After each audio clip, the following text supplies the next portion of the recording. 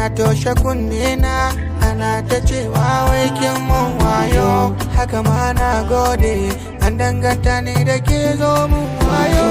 Ki kyale yan gulma ina ta ji wai zaki min wayo, san ki da duwa yake in suka ce ma zaki min wayo, dai kira ni dan Allah ko da zaki min wayo, zuci tana ciwo. Inda kike anan nake, ki ba da guri in fake ko da zaki min wayo, ni dai san ki nake roko, ki farin jini ina kiranki, ina kiranki, ki zo gana a fadar wayo.